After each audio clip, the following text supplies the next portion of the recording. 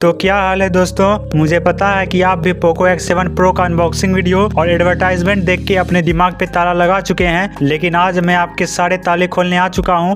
आज हम Poco X7 Pro के सारे प्रोज एंड कॉन्स आपको बताने वाले हैं। साथ ही साथ हमने लास्ट में कंक्लूजन में बताया हुआ है कि आपको पोको X7 Pro परचेज करना चाहिए या फिर नहीं। तो चलिए और ज्यादा टाइम वेस्ट नहीं करते हैं और पोको X7 Pro का ये 50 डेज का डिटेल्ड रिव्यू स्टार्ट करते हैं। तो रिव्यू को स्टार्ट करते हैं परफॉर्मेंस से। तो इसमें आपको मिलता है MediaTek Dimensity 8400 Ultra, जो कि MediaTek Dimensity 8400 का ओवरक्लॉक्ड वर्जन है। साथ में LPDDR5X UFS 4 का भी सपोर्ट देखने को मिल जाता है। बाकी परफॉर्मेंस में आपको कुछ चीजों पे ध्यान देने की जरूरत है, क्योंकि इसके परफॉर्मेंस को हमने दो तरीके से टेस्ट किया हुआ है, एक अपडेट के पहले और एक अपडेट के बाद, क्योंकि इसमें एक सॉफ्टवेयर अपडेट भी आया हुआ था। अगर हम सॉफ्टवेयर अपडेट के पहले के बारे में बात करेंगे तो तभी इसका अंततः स्कोर अराउंड 1.5-1.6 मिलियन के करीब आता था। बाकी थ्रॉटलिंग स्कोर अराउंड 87% का था और हमने परफॉर्मेंस में कोई भी लैग स्टेटर नोटिस नहीं किया। लेकिन बेंचमार्क्स रन करते टाइम जो इसका हीट था वो अराउंड 50 डिग्री सेल्सियस तक चले जाता था। इसका मतलब उस टाइम पे ये ओवर हीट कर रहा था। लेकिन अपडेट के बाद इसका अंततः स्कोर अराउंड 1.2-1.3 मिलियन के ऊपर नहीं जाता है, चाहे आप कितना भी ट्राई कर ले।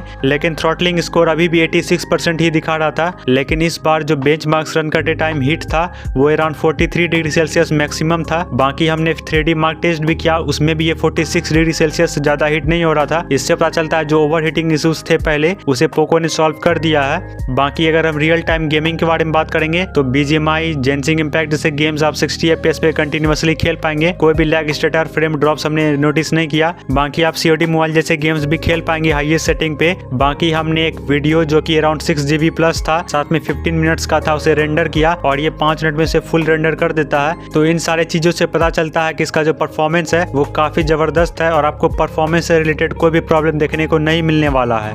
अब अगर परफॉर्मेंस ज़बरदस्त है तो बैटरी लाइफ भी अच्छा होना चाहिए, इसलिए आपको मिलता है 6550 mAh battery with 90 watt fast charging.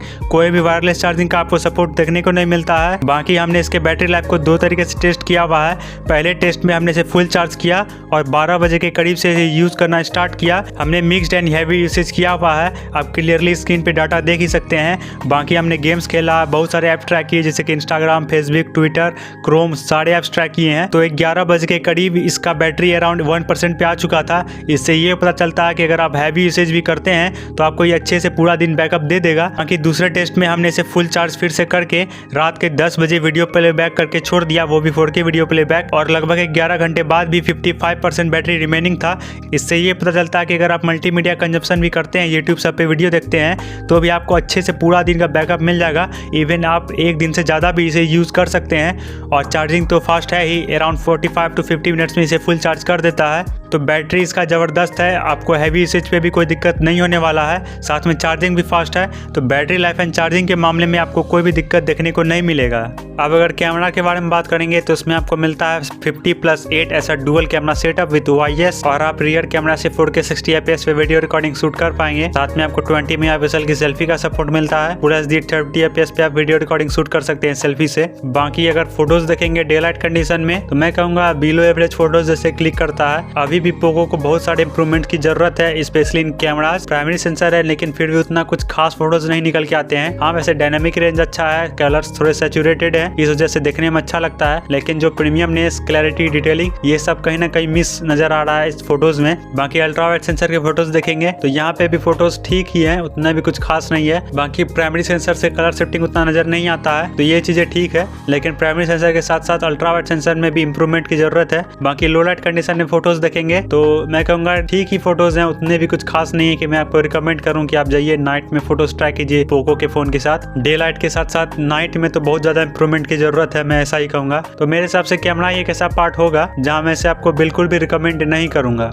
अब अगर सॉफ्टवेयर के बारे में बात करेंगे तो इसमें आपको मिलता है Android 15 based on HyperOS 2, 3+4 years के अपडेट भी आपको देखने को मिल जाते हैं। बाकी ब्लॉट फिर इसमें आपको भर भर के देखने को मिल जाता है, लेकिन अगर चाहे तो अनइंस्टॉल कर सकते हैं। साथ में आपको ग्लैंस का भी सपोर्ट देखने को मिल जाता है, यहाँ तक कि ऐप ड्रॉवर में भी आपको अलग अलग ऐप के रिकमेंडेशन देखने को मिल जाते हैं और भर भर के नोटिफिकेशन, ये सारी चीजें हैं। और ऐसा मुझे लगता है कि पोको ने इस बार कुछ ज्यादा ही कर दिया है। अगर स्टार्टिंग से पोको ये सारी चीजें कम दे तो और भी एक्सपीरियंस बेहतर हो सकता है। बाकी जैसा मैंने कहा, अगर आप चाहें तो इंस्टॉल या डिसेबल कर सकते हैं, तो आपका एक्सपीरियंस और भी बेहतर हो सकता है। बाकी आपको कुछ AI फीचर्स भी देखने को मिल जाते हैं, जैसे कि AI eraser, AI translation, on call translation, सारी चीजें अगर आप चाहें तो उनका मजा ले सकते हैं। बाकी सॉफ्टवेयर वाइज कोई दिक्कत नहीं है, लेकिन बस पोको ब्लॉटवेयर थोड़ा कम कर दे तो और भी एक्सपीरियंस बेहतर किया जा सकता है। अब अगर डिस्प्ले के बारे में बात करेंगे तो इसमें आपको मिलता है 6.67 इंच का 1.5K 120 hertz flat AMOLED display, 3200 nits peak brightness का सपोर्ट है। आउटडोर विजिबिलिटी हो या इंडोर विजिबिलिटी, हर जगह काफी अच्छा परफॉर्मेंस है इसके डिस्प्ले का। बाकी इसमें आपको एक सनलाइट मोड भी देखने को मिल जाता है, अगर आप उसे ऑन कर देते हैं तो आपका आउटडोर विजिबिलिटी और भी बेहतर हो जाएगी। बाकी इसमें आपको अलग अलग तरह के रिफ्रेश रेट का भी सपोर्ट है, जैसे कि 60, 90, 120। बाकी आप ऐप वाइज भी रिफ्रेश रेट को सेट कर सकते हैं कि आपको किस ऐप में किस तरह का रिफ्रेश रेट चाहिए। बाकी डिस्प्ले में प्रोटेक्शन के लिए आपको गोरिल्ला ग्लास 7i का सपोर्ट देखने को मिल जाता है। मल्टीमीडिया के लिए आपको यूट्यूब पे HDR वीडियो, Amazon प्राइम पे आपको फुल HD और नेटफ्लिक्स पे आपको डॉल्बी एटमॉस और स्पेशल ऑडियो का सपोर्ट देखने को मिल जाता है। बाकी डिस्प्ले काफी स्मूथ है, कोई भी लैग स्टटर या फ्रेम ड्रॉप्स नहीं है। बाकी एमोलेड डिस्प्ले है, वो भी 1.5 के रिजोल्यूशन, तो और क्या ही चाहिए। तो डिस्प्ले वाइज भी आपको कोई भी दिक्कत देखने को नहीं मिलने वाला है। अब अगर डिजाइन एंड बिल्ड के बारे में बात करेंगे तो ये आपको 8.6 mm की थिकनेस और 200 ग्राम्स का देखने को मिल जाता है। इसमें आपको 3 अलग अलग कलर ऑप्शन भी देखने को मिल जाएंगे। साथ में इसमें आपको मेटल फ्रेम का सपोर्ट है, जो कि मेरे हिसाब से काफी इंप्रेसिव है। बाकी प्रोटेक्शन के लिए आपको गोरिल्ला ग्लास 7i का भी सपोर्ट देखने को मिल जाता है। साथ ही साथ इसमें आपको IP69 रेटिंग का भी सपोर्ट देखने को मिल जाता है, तो अगर आप पानी में भी ये फोन को यूज करते हैं तो आपको कोई दिक्कत देखने को नहीं मिलेगा। बाकी पोर्ट्स एंड बटन के बारे में बात करेंगे तो नीचे की तरफ आपको Type-C port, mic hole, speaker grille और सिम कार्ड ट्रे का सपोर्ट मिलता है, जो कि dual nano SIM card slot को सपोर्ट करता है। साथ में राइट हैंड साइड पे आपको वॉल्यूम रॉकर बटन और पावर ऑन ऑफ बटन का सपोर्ट मिलता है। लेफ्ट हैंड साइड कुछ नहीं है, और ऊपर की तरफ आपको noise cancelling microphone, speaker grille और आपको आयर ब्लास्टर का सपोर्ट देखने को मिल जाता है। तो डिजाइन वाइज भी ये काफी इंप्रेसिव स्मार्टफोन है और लुक्स के मामले में जबरदस्त है। और पोको ने इस बार कुछ नया ट्राई किया है वर्टिकल शेप में, तो उस हिसाब से डिजाइन एंड बिल्ड के मामले में भी आपको कोई दिक्कत नहीं होने वाला है। एट लास्ट अगर प्राइस और मेरे कंक्लूजन के बारे में बात करेंगे तो इसका बेस वेरिएंट 8256 की प्राइस इंडिया में 27,999 से स्टार्ट होता है। मैं कहूंगा ये भी प्राइस थोड़ा ज्यादा है। अगर ये 23,000 तक लॉन्च होता तो ठीक था, क्योंकि परफॉर्मेंस वगैरह तो ठीक है, लेकिन कैमरा इसका अच्छा नहीं है, और इतने प्राइस पे कैमरा अच्छा नहीं हो तो स्मार्टफोन का वैल्यू कहीं ना कहीं कम हो जाता है। बाकी दूसरे स्मार्टफोन है जो इस प्राइस पे ज्यादा वैल्यू प्रोवाइड कर सकते हैं, जैसे कि Realme GT60, iQOO Neo 10R जो कि 11 मार्च को लॉन्च होने वाला है, पोको का खुद का पोको F6 और OnePlus Nord 3। तो ये सारे स्मार्टफोन में न सिर्फ परफॉर्मेंस बल्कि कैमरा भी अच्छा मिलता है। तो मैं कहूंगा अगर पोको X7 Pro आपको 23,000 तक मिल जाता है तो ठीक है। बाकी आप दूसरे स्मार्टफोन की तरफ देखें तो ज्यादा बेहतर रहेगा, और मैं कहूंगा थोड़ा वेट कर लीजिए 11 मार्च का, तो iQOO Neo 10R आपको और भी बेहतर मिल सकता है। बाकी आपको परचेज करना है या फिर नहीं करना है वो तो एट लास्ट आप पे ही डिपेंड करता है। तो चलिए दोस्तों, इस वीडियो में इतना ही, मिलते हैं नेक्स्ट वीडियो में, तब तक के लिए कीप स्माइलिंग एंड थैंक्स।